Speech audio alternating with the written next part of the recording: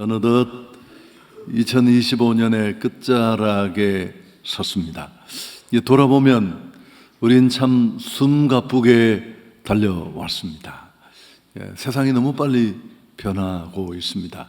인공지능이나 이런 것들 보면 하루가 다를 만큼 그렇게 빨리빨리 진행이 됩니다. 그리고 또 그런 빠른 변화 속에 세상은 한순간도 우리를 가만두지 않습니다.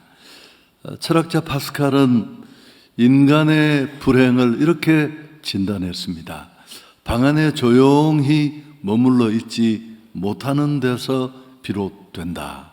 좀 복잡한 얘기이긴 한데 뼈아픈 지적입니다. 우리는 우리 자신과 진짜 이렇게 마주하는 것을 두려워합니다. 정말 나의 모습, 내 신앙이나 삶의 민낯을 대하는 것을 무척 꺼려합니다. 파스칼은 이런 우리의 모습을 자신을 속이는 기만 행위다, 그렇게 규정했습니다. 어쩌면 지나온 우리의 삶은 이런 분주함이라는 미명 아래 나를 돌아볼 시간을 놓쳤을지도 모릅니다. 항공기에는 비행의 모든 진실을 담은 블랙박스가 있지 않습니까? 사고의 원인을 밝히려면 조종사의 기억만 의존해서는 안 됩니다. 이 박스를 열어봐야 비행일지 등등 통화 내역도 알 수 있잖아요. 인간의 기억은 끊임없이 자기를 방어합니다. 사정을 말하고 탓을 하고 그러면서 핑계대고 편집되고 왜곡되기 일쑤입니다. 정말 나는 최선을 다했고 또 어쩔 수 없었고 이런 말로 둘러대고 포장합니다. 그렇지만 하나님 앞에 서면 다릅니다. 그분은 우리의 모습을 낱낱이 꾸며지지 않은 채로 알고 계실 테니까요. 오늘 이 시편 139편은 다윗이 자기 인생을 낱낱이 하나님 앞에 드러내고 살펴달라는 그런 내용을 담고 있습니다. 오늘 다윗의 기도를 통해 하나님 앞에서 진짜 나의 모습과 한번 직면하는 그런 시간이 됐으면 합니다. 설교 들으시고 끝에 생각하겠지만 이 30분으로는 사실 변화를 만드는 일은 쉽지 않습니다. 그래서 작은 단초만 손에 잡고 미리 짐을 이렇게 덧얹는 것 같습니다만은 우리 엑소더스에서 한번 만나서 몇 시간이라도 좀 진지하게 나를 다짐하고 또 계획하는 그런 시간으로 이어졌으면 합니다. 오늘 첫째, 다윗은 하나님 나를 살펴주십시오, 그렇게 기도하는데요. 23절 앞부분을 함께 읽습니다. 하나님이여 나를 살피사 내 마음을 아시며. 여기 살핀다라는 말은 그냥 힐끔 돌아보는 정도를 말하지 않습니다. 광산 깊은 곳을 파헤쳐서 정말 숨겨진 광물을 찾아낸다, 그런 의미입니다. 내가 나를 잘 모르고 여러 것에 왜곡되고 가리워져 있는데 하나님 진짜 내 모습을 나는 보기 원합니다. 내가 신앙을 말하고 직분을 매달고 있지만 진짜 내 믿음의 모습을 알고 싶습니다. 다 드러내 주십시오, 낱낱이. 다윗의 위대함은 물론 그는 우리와 똑같은 모습이고 허물도 많았습니다만은 여러 곳에서 우리는 그걸 발견할 수 있지만 바로 이런 모습입니다. 어차피 드러날 것, 그러면 힘들어진다는 것, 당혹스럽고 피할 길 없다는 것 잘 알 텐데 그는 기꺼이 하나님 앞에 나를 살펴주십시오. 정말 적나라한 나의 모습을 보고 싶습니다. 이건 그저 내 보이려는 기도가 요청이 아닙니다. 하나님 정말 아프더라도, 정말 당혹스럽더라도, 주변이 다 알면 정말 나는 형편없는 신앙인으로 여겨지더라도 좋으니 진짜 나를 보여주시고 고침받기를 원합니다. 그렇게 수술을 동의하는 행위이자 자기 손을 드는 항복의 선언입니다. 사랑하는 여러분, 이제 우리가 한 해를 돌아보며 우리에게 진짜 필요한 건 열매를 드러내고 성공을 자축하는 게 아닙니다. 그건 가려지고 왜곡되고 꾸며진 균형을 잃은 평가일 수 있습니다. 정말 하나님 앞에 선 것입니다. 낱낱이 내 모든 것을 아시는 그 하나님 앞에 나를 내어놓는 용기가 필요합니다. 할렐루야. 오늘 이상하게 그 분위기가 쫙 깔립니다. 이건 100% 제 탓입니다. 그러나 여러분 탓도 조금은 있다는 거 알아주시면 좋겠습니다. 인디언들이 이렇게 막 말을 타고 달리다가 가끔씩은 멈춰 서서 자기가 달려온 길을 돌아본대요. 왜요? 혹시 내 영혼이 따라오지 못했을까봐. 이 어려운 말을 알아듣는다는 건 내가 괜찮다는 뜻입니다. 여러분, 우리는 반드시 점검이 필요해요. 사실 그런 측면에서 제가 몇 주 얘기를 지난주부터 시작을 한 겁니다. 시리즈 이러면 또 여러분 그것도 힘드시니까 아이고 몇 번 저거 이거 생각하는 것도 힘들어서 제가 일부러 하지 않았는데, 우리는 2024년이 힘들었지만 그렇게 지나가고 새로운 해를 정말 기대를 품고 마주하길 원하는데, 또 말하지만 앞으로 이때쯤 계속 얘기하겠지만 제가 있는 한 시간은 연결되어 있는 거예요.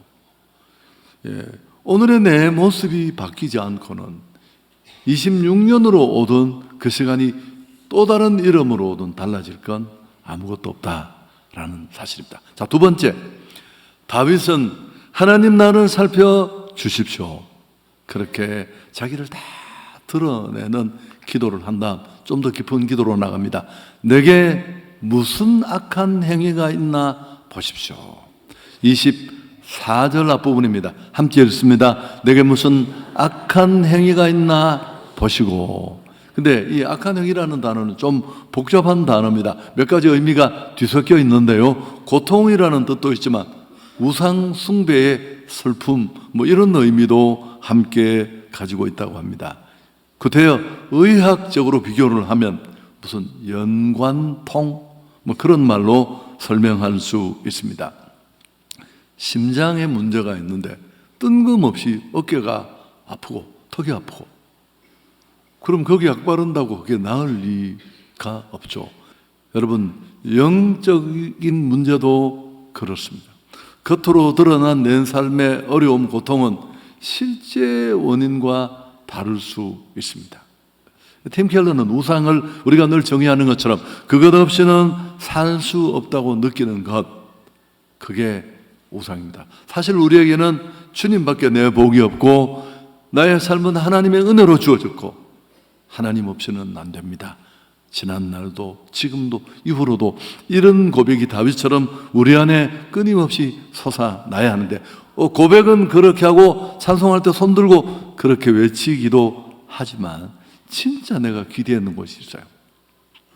여러 가지로 왜곡되고 감추어져서 드러나지 않지만 그런 것들이 때로 내가 지나치게 자제하지 못하고 분노하고 폭발하고 터뜨리는 그 자리에 그런 것들이 숨겨져 있다, 그런 의미입니다. 이 복잡한 단어를 구태여 설명하면 무엇 때문에 정말 죽을 것 같았는지, 단순히 일이 꼬여서 또 내가 무슨 이해를 작은 걸 놓쳐서 그렇게 길길이 뛰고 분노했을까요?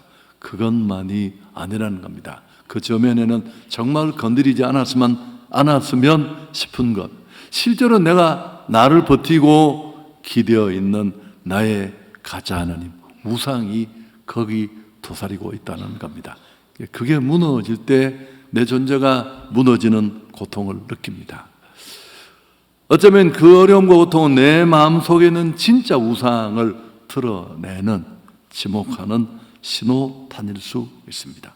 자녀, 또 무언가를 사역과 삶 속에 이루려는 행위, 물질, 여러분 사실 다 하나님이 주신 건데 자녀를 예로 들면 우리 집만이 아니고 모두 대부분 그럴 텐데 우리 고민의 8할은 아이들 걱정이에요. 이 애매한 표정, 설교 진전에 상당히 어려움을 가져오는 반응이라는 거 아시죠? 여러분 제가 그 보통 가족이라는 영화의 한 대사를 말했잖아요. 한 여자분이 나는 앞뒤를 전혀 모르는데 그분이 그러더라고요. 영화 대사예요. 아이들이 마음대로 될 것 같으면 누가 교회 다니고 누가 절에 가겠느냐. 사실 자녀는 내 아이가 아니에요. 엄격하게 말하면 우리가 이 마음을 끊고 내려놓는 건 참 쉽지 않지만 저 역시 신의 경지까지 가야 되는 것 같아요. 근데 사실은 세상에 사람이 필요했고 하나님은 그 사람을 우리 가정에 부탁하셔서 공장장 같은 우리가 뚱땅뚱땅 만들어서 이제 적절할 때 세상에 이렇게 내어놓아야 되는 그런 정도입니다. 우리가 막 애쓰고 노력하고 땀을 쏟고 그러면 안 되면 그거 안 되는 거예요. 어떻게 해서 그걸 때려 죽일 수도 없고 살릴 수도 없고 좀 객관성을 가지고 독립적인 삶을 살아가도록 어느 한도를 지키는 일은 언제나 쉽지 않지만 잘 도와주고 내려놓는 것도 필요합니다. 사역도 그렇잖아요. 너무너무 큰 교회 보면서 절망하고 어려운 내 현실을 보면서 좌절하고 거기까지 가지 않으면 좋겠습니다. 어쨌든 가장 사랑하는 것이 큰 아픔을 주고 어쩌면 내가 정말 고통스러워하는 이건 다 내려놓고 싶다라는 그 자리는 내가 진짜 기대어 있는 내 안에 우상의 자리일 수 있습니다. 다윗은 이런 모든 것들을 간파하고 하나님 그 어떤 것이든 나를 살펴서 내가 지금까지 철저하게 숨겨오던 그 고통의 뿌리를 찾아 주십시오. 내 안에 우상들을 다 드러내 깨트려 주시고 제거해 주옵소서. 아멘. 우리도 그래야 합니다. 여러분 신앙인 것처럼 보이지만 그렇지 않은 것들 정말 너희가 믿음에 있는가? 너희 자신을 시험하고 확증하라.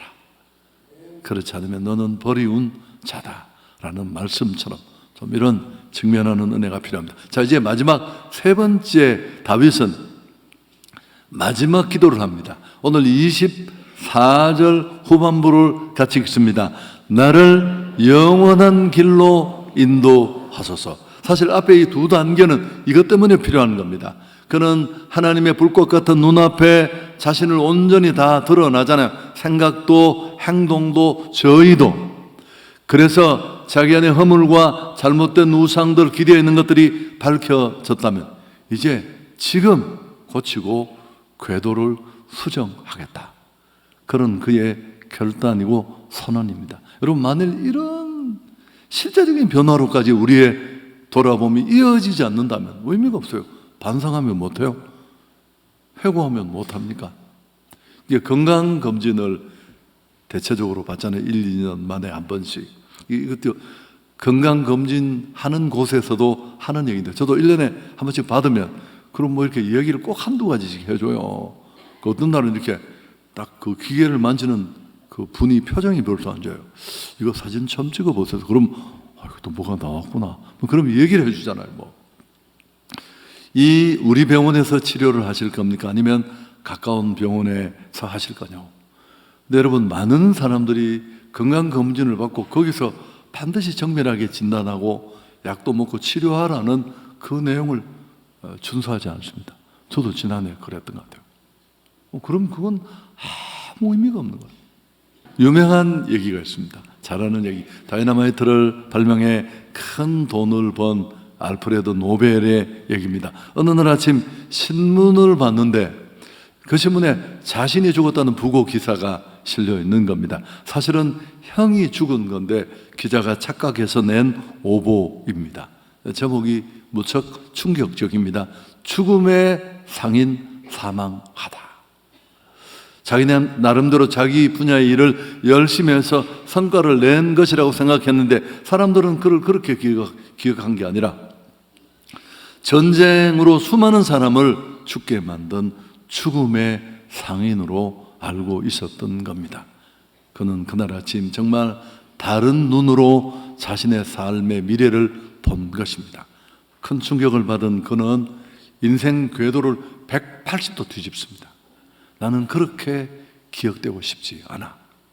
그래서 유산을 투자해 만든 것이 노벨상입니다.